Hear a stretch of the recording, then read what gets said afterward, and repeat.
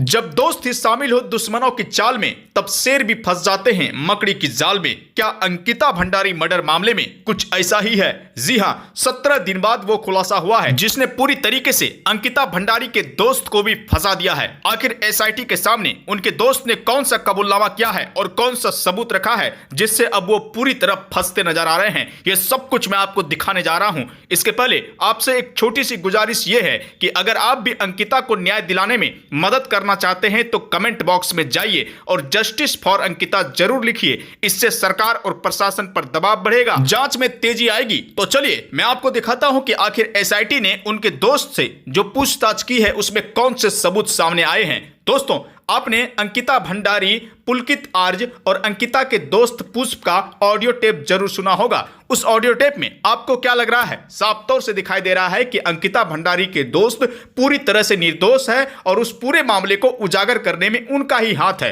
अब उसी दोस्त पर सवाल खड़े हो रहे हैं क्योंकि एसआईटी ने जो उनसे पूछताछ की है उससे कई बड़े खुलासे हुए हैं। सवाल यहां पर सबसे बड़ा यह है कि आखिर एसआईटी को वो कौन सा सुराग मिला जिससे अंकिता के दोस्त तक उन्हें पहुंचना पड़ा और अंकिता के दोस्त से पूछताछ करनी पड़ी। उनके ऑडियो टेप और व्हाट्सएप चैट के जरिए इस बात को जाहिर किया जा सकता है कि अंकिता भंडारी और पुष्प लगातार बातचीत करते थे और जब अंकिता की हत्या की गई, हत्या के पहले भी उनके दोस्त ने उनसे बातचीत की थी। क्या उस बातचीत के दौरान कोई भी ऐसी चीजें सामने न आई जिससे इस बात को जाहिर किया जा सकता था कि अंकिता की हत्या होने वाली है? अगर जाहिर हुआ तो पुष्प चुप क्यों रहा?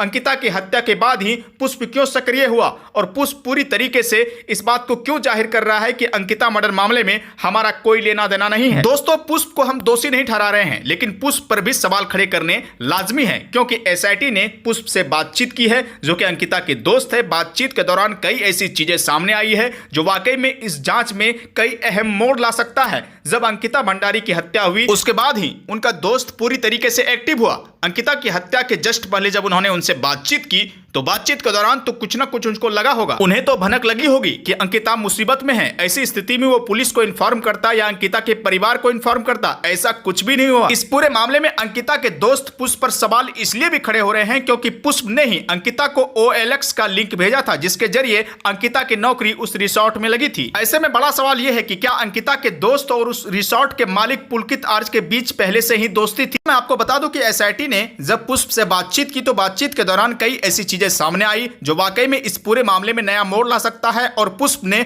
ऑडियो टेप और व्हाट्सएप चैट भी एसआईटी को दिए हैं। इससे कई बड़े खुलासे हो सकते हैं। फिलहाल अभी कुछ कहना जल्दबाजी होगी क्योंकि पूरे मामले की जांच एसआईटी कर रही है। कुछ ही दिनों में दूध का दूध पानी का पानी हो जाएगा। जो दिखाई देता है वो हमेशा सच नहीं होता है, लेकिन कैमरा कभी झूठ नहीं बोलता। जी हां, अंकिता भंडारी मामले में अब तक जो कुछ भी आपने देखा, इस पूरे मामले में एक नया मोड़ आ गया है। एक सबूत ने पूरी तरीके से अंकिता मर्डर मिस्ट्री का खेल बदल दिया है। तो चलिए फटाफट देख लेते हैं कि आखिर वो कौन सा सबूत है जिसने जांच एजेंसियों के भी पसीने छुड़ा दिए हैं। इसके पहले आपसे एक छोटी सी गुजारिश ये है कि अगर आप भी अंकिता को न्याय दिलाने में मदद करना चाहते हैं तो कमेंट बॉक्स में जस्टिस फॉर अंकिता जरूर लिखिए। इससे सरकार और प्रशासन पर दबाव बढ़ेगा, जांच में निष्पक्षता आएगी। चलिए शुरुआत करते हैं सबूत देखने की। आखिर उस सबूत ने किस तरीके से इस पूरे मामले का खेल बदला है। दोस्तों, अंकिता भंडारी रिजॉर्ट में काम कर रही थी, वो रिसेप्शनिस्ट का काम कर रही थी, ये सबको पता है। और ये भी पता है कि किस तरीके से मीडिया में ये खबर फैलाई गई कि अंकिता भंडारी को नहर में धक्का मार के गिराया गया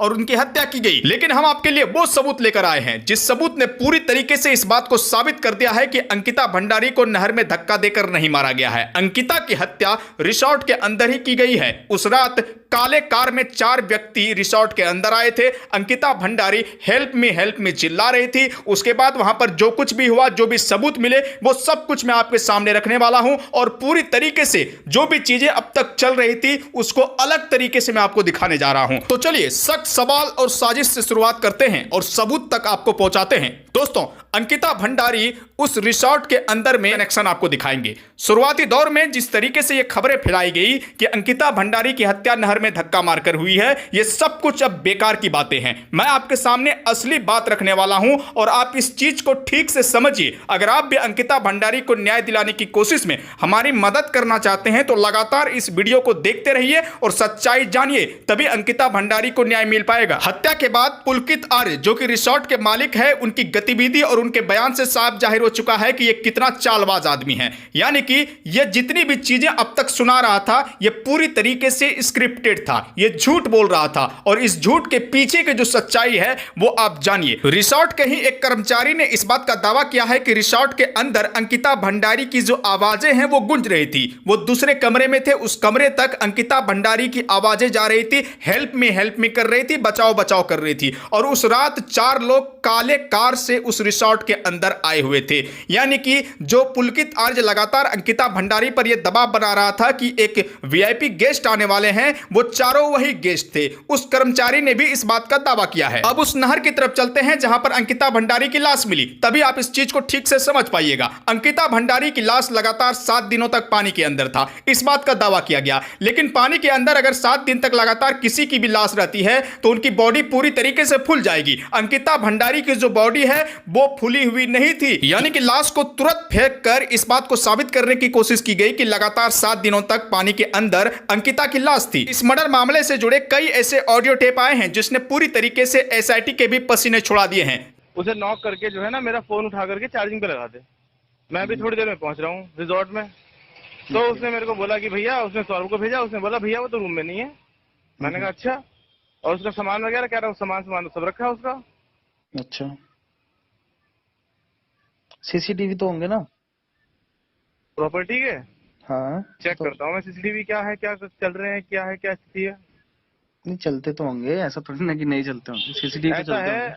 देखो पुष्प, हाँ जी बोलिए। मैं आपसे ज्यादा जिम्मेदार व्यक्ति हूँ, समझ रहे हैं आप। मुझे ना मतलब सिनेरियो ना मुझे कचोट रहा है, मतलब मुझे समझ में बात नहीं आ रही कि क्या आपके साथ तो नहीं है वो। मुझे सच सच बात ये बताइए सर, ऐसा होता तो मुझे आपको कॉल करने की क्या जरूरत थी, बताइए। नहीं सर, कैसी बातें कर रहे हैं आप।